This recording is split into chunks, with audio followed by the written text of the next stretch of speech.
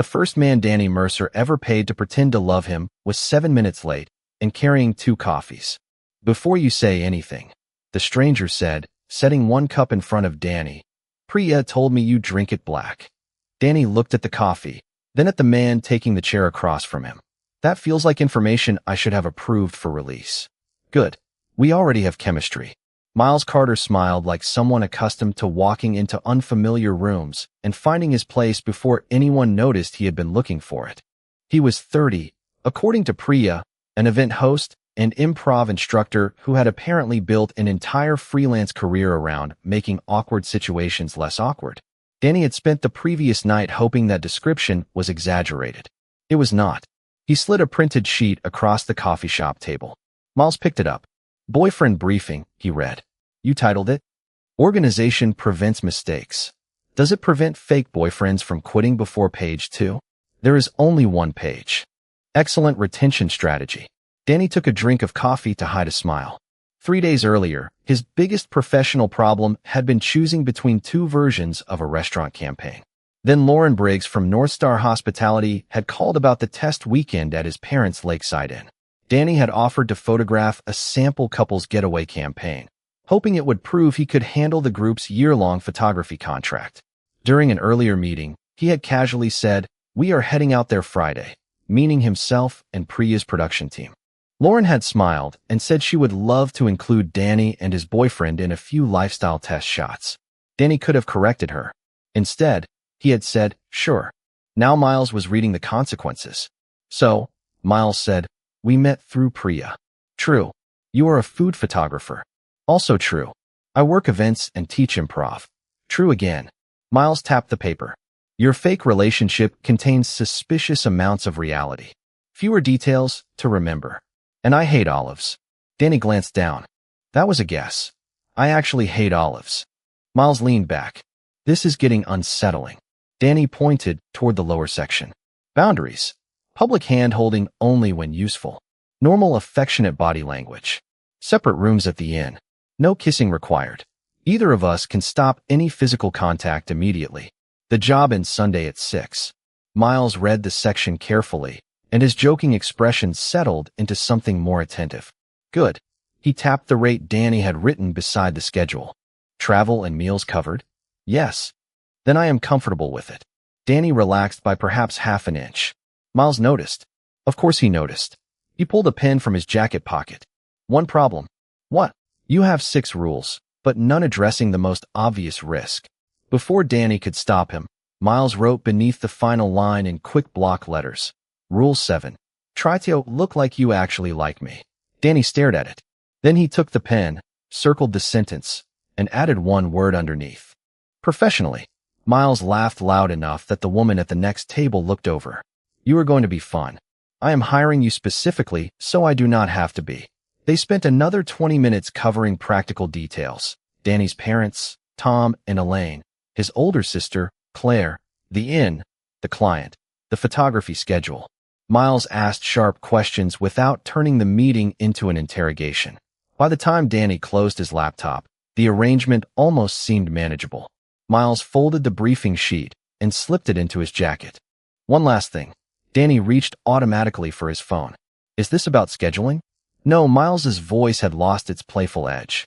"If somebody asks me what I like about you, facts will not help much." Danny looked up. Around them, cups clicked against saucers and the espresso machine hissed. Miles rested his forearms on the table. "So tell me this. What does someone who loves you actually notice?" Danny opened his mouth, ready with something efficient, funny, harmless. Nothing came out. "I still think we need an answer," Miles said. Danny zipped his laptop into his bag. "I think we need several answers that are easier." "That is not the same thing. It is more efficient." Miles smiled and let him escape. The next evening, they met at Danny's apartment in Minneapolis to rehearse the details before Friday's drive. Danny had arranged 2 chairs at his kitchen table, opened a notes document, and placed takeout containers between them like supplies for a meeting. Miles looked around at the photography books, carefully labeled hard drives, and framed food prints leaning against the wall because Danny had never gotten around to hanging them. "I have learned something already." Danny opened his laptop. "What?" Your apartment looks like a very organized person lost an argument with a picture frame. We are not putting that on the briefing sheet. Miles pulled the folded card from his jacket. Too late. I have editorial access. Danny reached for it, but Miles moved it out of range and wrote in the margin.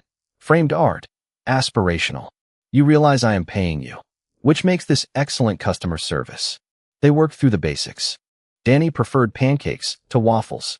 Miles loved terrible roadside attractions. Danny had one sister. Miles had two younger brothers in Wisconsin. They had both once left networking mixers through kitchen exits. When Danny suggested inventing a romantic first meeting at an art opening, Miles shook his head. Too many moving parts. We met through Priya. That is true. We both work creative jobs. True. We both hate networking events. Very true. Great. Reality is easier to remember. Half an hour later, Danny was answering an email while Miles continued asking questions. Favorite movie? Give me a second. That is a concerning response. I am working. Favorite movie, Danny. Danny typed another sentence. Jaws. See? Growth. Miles opened one of the takeout containers, then frowned. Have you eaten anything since lunch? I had coffee. Coffee is a beverage. There was milk in it. Miles stared at him, divided his sandwich in half, and put one piece beside Danny's laptop. Danny looked at it. Is feeding me in the contract? No. I am protecting my investment. You cannot convincingly have a boyfriend if you pass out during the weekend. Danny ate the sandwich. He did not point out that Miles had ordered turkey without olives. An hour later, they drove to Claire's apartment to pick up boxes of printed welcome cards she wanted delivered to the inn. Claire opened the door while talking on her phone, waved them inside, and disappeared toward the kitchen. Miles immediately picked up the heavier box. You do not have to do that, Danny said. I teach improv. My upper body strength is mostly theoretical. Let me enjoy this. Claire returned, ended her call, and looked between them. You must be Miles. Danny felt the correction forming somewhere behind his teeth. Then Claire smiled. I was starting to think my brother invented you. Miles glanced at Danny. It was brief, barely a second, but Danny understood the question in it. Do you want me to correct this? Danny should have. Instead, he said, we are leaving early tomorrow. Miles followed his lead without embellishing. I have been warned about the drive. Claire handed Danny another stack of cards. Mom is going to love you. No pressure, Miles said. She loves everyone who carries boxes. On the stairs afterward, Danny exhaled. Sorry. Miles adjusted the box against his chest. For what? Not correcting her. You look like you needed a second. No teasing. No judgment. Just an observation. At the car, Danny opened the trunk while Miles placed the box inside. You are better at this than I expected. Pretending to be your boyfriend? Reading when not to talk. Miles considered that. That is most of the job, honestly. Danny shut the trunk. Miles pulled out the briefing card, added something in the margin, and put it away before Danny could read it. What did you write? Professional secret. That is my briefing sheet. Not anymore. Friday morning, they would drive 35 miles west together, carrying camera equipment, welcome cards, one increasingly annotated piece of paper, and a relationship that existed only because Danny had been too uncomfortable to correct one sentence. For the first time, though, he was beginning to trust Miles more than the script. By 10 Friday morning, Miles had already learned that Danny drove exactly 2 miles over the speed limit, kept lens cloths in 3 different compartments, and became personally offended by people who failed to use turn signals. You know they cannot hear you, Miles said as Danny muttered at a pickup drifting between lanes. This is for me, not them. Healthy. Thank you. 35 miles west of Minneapolis, the city thinned into open roads, autumn fields, and trees beginning to turn gold around the lakes. When they reached the Mercer family inn, Elaine came through the front doors before Danny had fully parked. Miles barely had time to unbuckle before Danny said, That is my mother. Should I look charming? Please look normal. Much harder. Elaine hugged Danny, then greeted Miles with such immediate warmth that Danny caught himself watching Miles for signs of performance. There were none he could identify. Miles simply smiled, took 2 equipment cases from the trunk, and asked where she wanted them. Within 20 minutes, he had remembered that Elaine took her coffee with cinnamon, learned where Tom stored the patio heaters, and helped move 2 of them without being asked. You are making me look bad, Danny told him while assembling a tripod near the lake. Miles set down a heater. That was not in the contract, but I am adaptable. Lauren Briggs arrived before noon, and Danny's attention shifted completely to work. He photographed breakfast trays near the windows, cider on the deck, and a staged welcome basket in one of the guest rooms. Miles stayed out of the way until Danny needed him, then stepped naturally into frame beside him for a handful of lifestyle shots using Danny's remote trigger and tripod. Closer, Lauren called from behind the monitor. Danny moved half a step toward Miles. Miles quietly said, "Still okay?" Danny nodded. Miles rested a hand lightly at Danny's back. Exactly where they had agreed was comfortable. The shutter clicked. Danny expected to feel ridiculous. Instead, he mostly noticed that Miles never assumed. By mid-afternoon, they were shooting outside near the fire pit when Danny looked through the camera and frowned. "Your scarf is crooked." Miles glanced down. "I am devastated." Danny walked over and straightened it without thinking. When he stepped back, Miles was watching him with an expression Danny could not immediately read. "What?" Danny asked. "Nothing." That was clearly something. "I am respecting Rule 7. Professionally, aggressively." Danny rolled his eyes and returned to the camera. Later, while reviewing shots, he discovered Miles wearing Danny's spare gloves. "Those are mine. You left them on a chair. That does not transfer ownership. I believe in law disagrees." "There is no in law." "Then prove it." Danny let him keep them. The client left shortly before sunset, satisfied with the day's work and planning to return Saturday morning. Miles's scheduled responsibilities were finished, but Danny found him 10 minutes later carrying empty mugs toward the kitchen. "You are off the clock." "I know." Miles pushed through the swinging door with his shoulder. "Your dad asked where these go." Danny followed him. "You can say no to my family." "I did." "Your mother offered me a third piece of pie." Danny laughed. They cleaned the last dishes with Elaine, then carried folded blankets in from the deck as the evening temperature dropped. Upstairs, their separate rooms waited at opposite ends of the hall. Danny could have gone straight to his laptop and spent the night editing. Instead, when Miles started toward the stairs, Danny heard himself say, "There is cider downstairs if you want some." Miles turned. "Is this a boyfriend obligation?" Danny shook his head. "No, I am just asking." Miles smiled, smaller and less polished than the ones he had used all day. "Then yeah, I want some." The cider lasted longer than Danny expected. They took their mugs to a small table near the lobby windows, where the lake had become a black sheet beyond the glass, and the outdoor lights reflected in it like scattered coins. Miles had changed into a gray sweatshirt, and without the workday energy around him, he seemed quieter. Not uncomfortable, just less interested in filling every empty second. Danny opened his laptop to check the afternoon photographs. "You know," Miles said, "most people invite someone for cider and then actually participate in the cider. I am participating." "You have looked at your screen for 4 straight minutes." Danny turned the laptop toward him. "Fine. Help." Miles leaned closer. Danny moved through images from the day, breakfast trays, the lake, Elaine arranging flowers, staged shots near the fire pit. Then Miles pointed at one. "That one. Your eyes are closed. Art. Failure. You lack courage." Danny was about to answer when the lights went out. The lobby dropped into darkness, followed by Elaine calling from somewhere upstairs, "Everyone is fine. The wind does this." Miles lifted his mug. Very reassuring. Danny found emergency lanterns behind the front desk while Tom checked the breaker.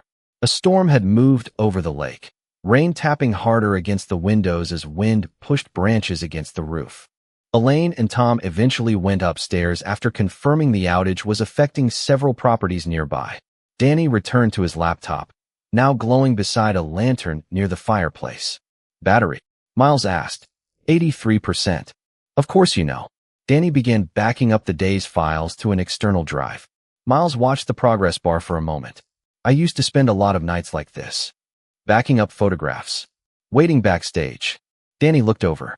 Miles was staring into the fireplace. "Touring theater?" Miles nodded. "Regional productions mostly. Different city every few months. New cast, new apartment, new version of me." "You stopped because you hated it?" "No." Miles rubbed his thumb along the mug handle. "That would have been simpler." He smiled faintly. "I was good at walking into a room and figuring out what version of me worked there. Funny guy, reliable guy, charming guy, whatever kept everything moving." The fire shifted softly. "Eventually I realized I was really good at answering what everyone else needed and not especially good at answering what I wanted. Danny glanced at the annotated briefing card sticking from Miles's bag beside the chair. And now you teach people to make things up for a living. Apparently I enjoy irony. Danny smiled. Miles nodded toward the laptop. Your turn. My turn for what? You have rejected that photograph 3 times. Danny looked at the screen. It showed Tom and Elaine in the kitchen before the shoot, both laughing while Elaine tried to wipe flour from Tom's shirt. The framing was slightly crooked. A mixing bowl blocked part of the counter. It was useless for the client campaign. It is not clean enough. For the client? For anything.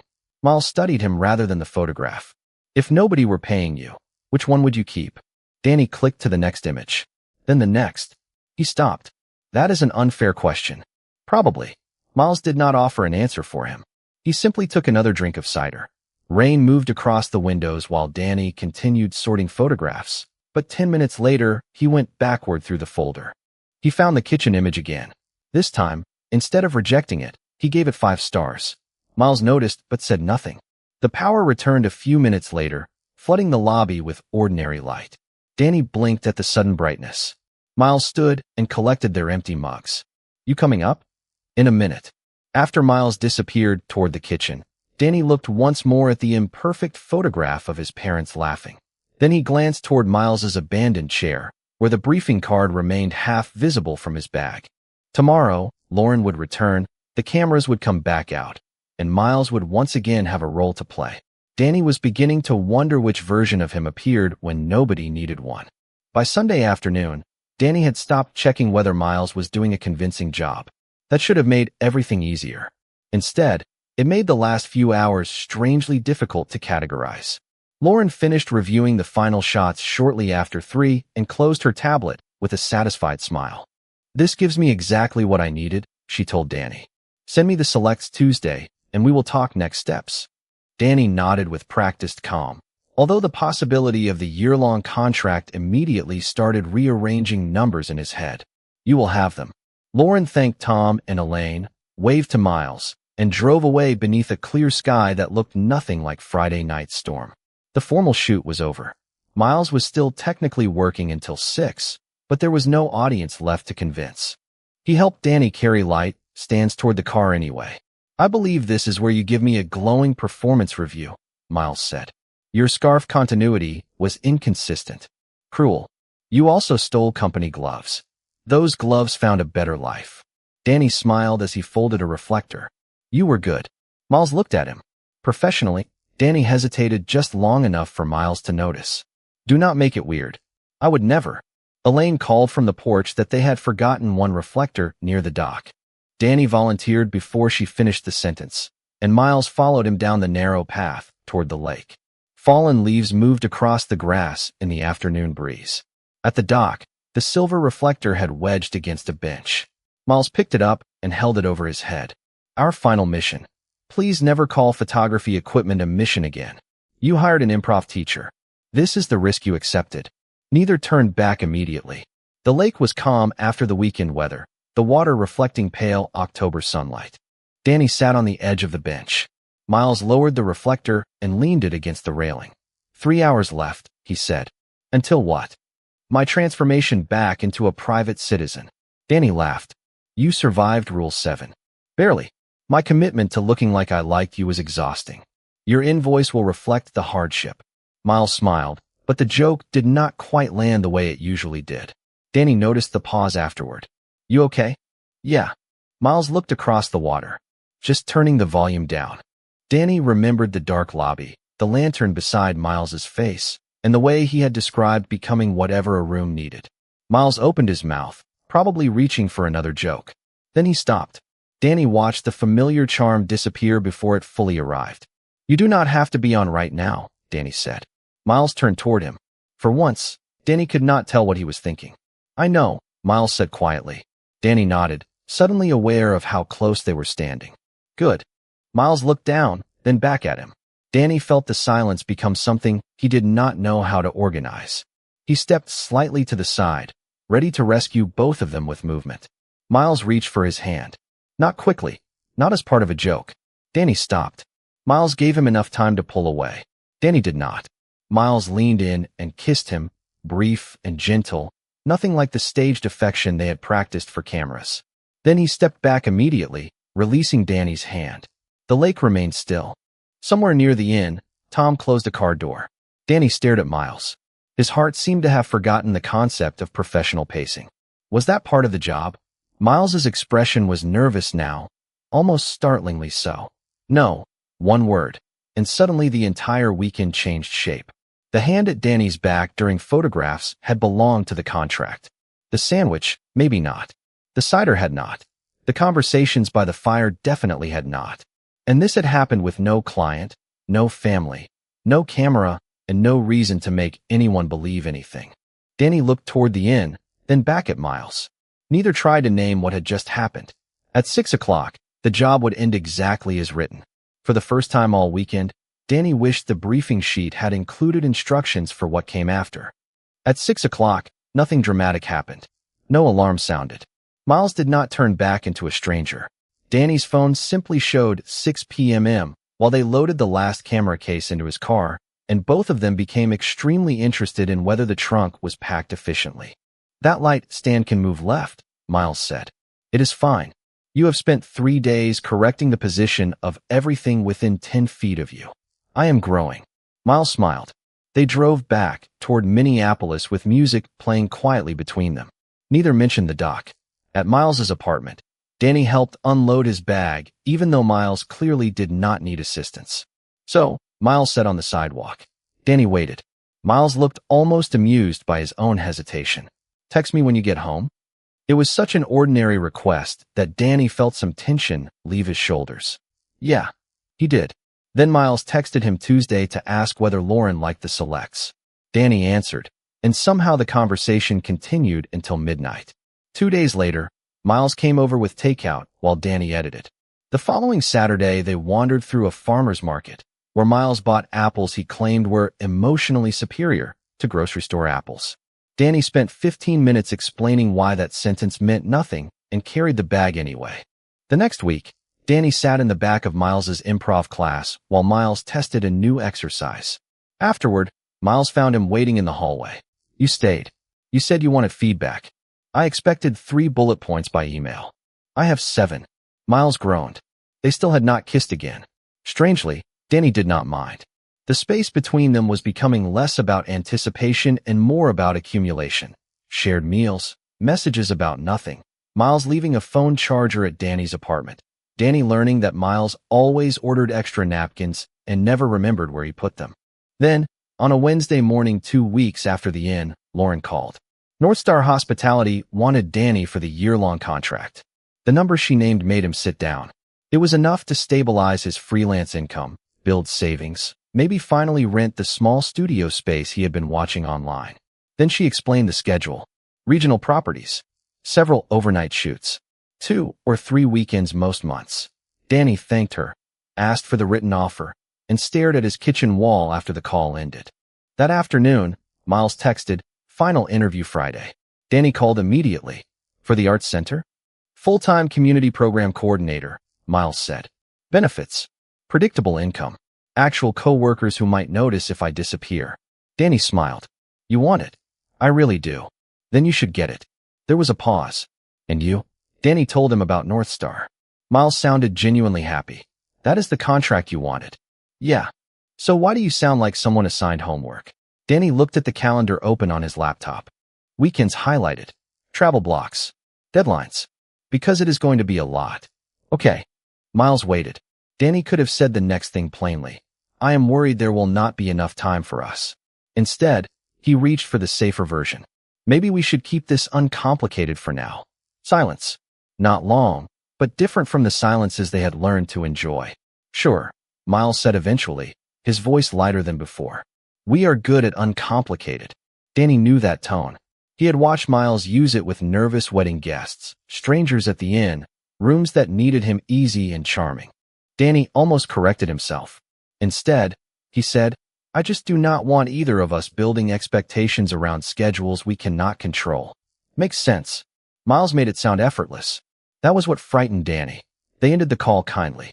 No argument, no accusation, nothing either man could point to as damage. Danny sat alone at his kitchen table afterward, looking at the year-long offer he had wanted for months. Across St. Paul, Miles closed his phone and stared at the notes for Friday's interview. Both men had just moved closer to the lives they wanted. Somehow, without asking each other a single difficult question, they had also made themselves easier to lose. For the next 4 days, uncomplicated turned out to mean almost nothing. Danny and Miles still texted, but the messages became careful. Miles sent a photograph of a badly designed event poster with the caption, "You would hate this, Kerning." Danny replied, deeply, and stared at the conversation for another minute without adding what he actually wanted to say. Danny sent Miles a picture of the apples still sitting on his counter. Miles answered, they deserved a better home. Neither suggested meeting. On Friday afternoon, Danny received the final North Star paperwork while he was exporting photographs at his kitchen table. The contract looked even better in writing. He should have been celebrating. Instead, he noticed a separate unfinished task in his accounting software, Miles's original invoice. The weekend had run longer than scheduled because of cleanup and extra setup time, and Danny had promised to adjust the payment. He calculated the additional hours, added them to the agreed rate, and transferred most of the amount electronically. Then he found the boyfriend briefing card beneath a stack of receipts. It had become softer at the folds. Miles's handwriting crowded the margins, framed art, aspirational. Hates olives, accidentally true. Danny forgets to eat when editing. Near the bottom, Rule 7 remained circled in Danny's handwriting. Try to look like you actually like me. Underneath, the word professionally had a single dark line through it. Danny stared at the mark. He could not remember when Miles had crossed it out. That bothered him more than it should have. There was also a small cash reimbursement Danny still owed Miles for supplies at the inn, so he put the money in an envelope with the card and drove to the St. Paul Arts Center after Miles's Friday improv class. Through the rehearsal room window, Danny watched Miles stacking chairs while students drifted into the hallway laughing. Miles looked relaxed with them, easy in the way Danny had once mistaken for effortless. When the last student left, Miles noticed him. Surprise crossed his face before the familiar smile arrived. Hey. Danny held up the envelope. I realized I still owed you the supply reimbursement from the inn. Miles's smile changed by a fraction. You drove over for $12? $18.40. Of course you know the sense. Danny almost laughed. Instead, he handed it over. The rest of the adjusted invoice should already be in your account. Miles opened the envelope enough to see the briefing card inside. His eyes stopped on it. Danny suddenly understood how the gesture looked. Payment, paperwork, finished job. Everything safely labeled again. I was just cleaning up the accounting, Danny said. The explanation made it worse. Miles nodded once. Right. Thanks for taking care of it. He pulled out the card and saw the crossed-out word. For a second, neither spoke. Did you do that? Danny asked. Miles rubbed his thumb over the ink. I must have. When? Miles gave a small shrug. I do not remember. The room felt too quiet. Danny wanted to say that he had kept the card because it mattered. He wanted to ask whether the doc still mattered to Miles. Instead, he heard himself say, Your interview was today, right? This morning. How did it go? Good, I think. Miles folded the card along its old crease. They will let me know next week. You will get it. Maybe. Danny nodded toward the door. I should let you finish. Miles could have stopped him. He did not. Drive safe. Danny left with the strange certainty that he had just completed something he never wanted finished. Inside the rehearsal room, Miles sat on the edge of the low stage and opened the card again. The margins contained proof that somewhere along the way he had stopped inventing Danny and started noticing him. Yet when Danny had offered distance, Miles had accepted it with a smile because being easy was safer than being rejected honestly. He slipped the card back into the envelope. Across the river, Danny reached home and opened the North Star contract again, but the numbers no longer held his attention. He had spent years making himself useful, reasonable, low maintenance. Miles had spent years becoming whatever made a room comfortable. Between them, they had created the perfect arrangement for never asking to be chosen. Danny closed the contract, pushed his carefully organized notes aside, and looked at the empty space on the table where the briefing card had been. On Monday morning, Danny stood in a conference room at North Star Hospitality with 24 photographs arranged across a presentation screen and one image that did not belong there. The polished campaign shots were exactly what Lauren expected, cider by the lake, breakfast near the windows, couples wrapped in blankets beneath autumn trees. Then Danny advanced to the photograph of his parents laughing in the inn kitchen, flour on Tom's shirt, a mixing bowl blocking part of the frame, the composition imperfect and alive. Lauren leaned forward. That one feels different. Danny looked at the photograph he had almost deleted. It is. For once, he did not apologize for that.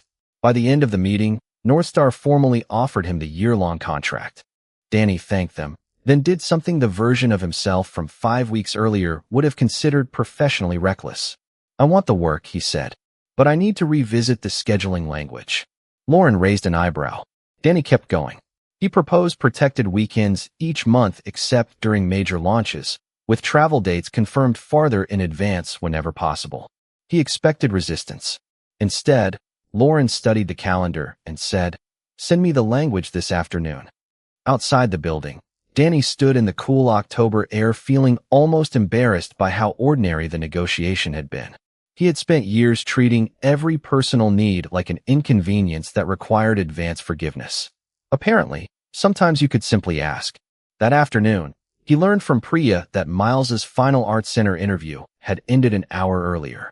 Danny opened a blank note on his phone and typed 3 sentences. Then he deleted them. He typed for better once. Deleted those too. By the time he reached St. Paul, he had no speech at all. Miles was leaving the Arts Center carrying a canvas tote when he saw Danny near the entrance. He stopped. Hey. Danny put both hands in his jacket pockets, then immediately took them out. I do not have notes. Miles glanced around. Should I be worried? Probably. A small smile appeared, but Danny did not let humor rescue him. When I said we should keep this uncomplicated, that was not what I wanted. Miles became still. Danny continued. It was what I thought would make me easiest to deal with. I saw my schedule, heard about your job, and decided what the reasonable outcome was before I gave you any chance to have an opinion. Miles looked down briefly. I helped. What? I agreed because that is what I do. He shifted the toad on his shoulder. If somebody wants easy, I can be easy. If they want funny, I can do that too. He met Danny's eyes. But I do not want to keep auditioning for the position. Danny swallowed. I do not want you to. Miles waited. Danny had reached the part where every instinct told him to soften the risk with qualifications. He ignored it. I want you, Miles. I also want the Northstar contract. I do not know yet what those two things look like together. Miles's expression changed, not into relief exactly, but into something more open. I want you too, and I want this job if they offer it. Okay. They stood there for a moment, 2 adults with inconvenient calendars and no useful script. Danny almost laughed. Would you go on a date with me? Miles tilted his head. Define date. No client. No invoice. No assigned backstory. No performance requirements. Meals covered. Danny smiled. I will buy dinner. Dangerously close to compensation. Miles. Yes. The answer came without flourish. 1 actual date. Danny nodded. 1 actual date. Neither reached for certainty beyond that.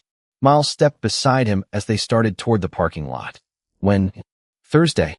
I teach until 6. 7. Works. Danny pulled out his phone automatically. Miles pointed at it. Are you making boyfriend notes? Danny looked at the blank screen, then put the phone away. No, Miles smiled. Growth. On Thursday night, for the first time since they met, Danny would have absolutely nothing prepared. Their first real date lasted 2 hours and contained no staged photographs, no family introductions, and 1 argument about whether deep dish pizza should legally qualify as pizza. Their second involved groceries because Danny had a deadline and Miles had an evening class. It was not romantic on paper, but Miles spent 5 minutes comparing pasta sauces like a man judging a competition, and Danny laughed hard enough to forget he had been checking the time. 10 days after Danny finally asked for something without deciding the answer first, Miles got the call from the Arts Center. He accepted the full-time community program coordinator position before he could talk himself into pretending he needed less stability than he actually wanted. Danny signed the Northstar contract too, with the protected weekends included. Their calendars did not magically become convenient. Danny had a Duluth shoot coming up. Miles had 2 evening programs to launch. They simply started asking instead of assuming. For their third date, they drove 35 miles west to help Claire close the inn for the season. By late afternoon, Tom and Elaine had gone home with leftover supplies, and Claire left after making them promise to bring the patio cushions inside before dark. Miles opened his car to grab his jacket. Danny reached into the glove compartment looking for a phone charger and stopped. "You kept it." Miles glanced over. "Kept what?" Danny pulled out the folded boyfriend briefing card. Its edges were worn now, the page crowded with old rules and Miles's handwriting. Framed art. Aspirational. Hates olives. Accidentally true. Danny forgets to eat when editing. Rule 7 still sat near the bottom, and professionally remained crossed out. "I thought you gave this back because you were done with it." Miles took the card, turned it over, and held up the blank side. "I was saving space." "For what?" Miles reached into the center console and handed Danny a pen. "You forgot the boyfriend notes." Danny looked at the pen, then at Miles. "You want instructions?" "Absolutely. I have been operating without proper documentation for weeks." Danny uncapped the pen. He rested the card against the car roof and considered the empty space. Thursday dinner. Miles hated olives. He took extra napkins. He wanted the art center job badly enough to admit it. Danny knew dozens of things he could write now, none of them invented. Instead, he capped the pen and set it down. "No notes." Miles's teasing expression softened. "You sure?" Danny nodded. "I think I can ask when I need to know something." Miles folded the card once and placed it on the end's entry table, blank side facing up. Then he reached for Danny's hand. Danny took it without checking the windows, without wondering who might see, and without needing anyone to. They walked down toward the lake before starting the closing chores. The dock was colder than it had been 5 weeks earlier, and the trees had lost more leaves. They stayed only a few minutes because Miles had work the next morning and Danny needed to drive back and pack equipment for Duluth. Nothing about their lives had cleared itself to make room for romance. They were making room deliberately. Back inside, they carried patio cushions through the hallway 2 at a time. Miles had 3 stacked against his chest when Danny stopped beside him. "What?" Miles asked from behind the cushions. Danny set his own stack down, stepped closer, and kissed him. Brief, warm, entirely unnecessary. Miles blinked. "There is nobody watching." "I know. No camera? No client." Danny shook his head. Miles shifted the cushions and smiled. "Professional." Danny picked up his stack again. "Not remotely." Miles laughed and followed him toward the storage room. Behind them, the old briefing card remained on the entry table, every rule turned face down and the blank side open to whatever came next.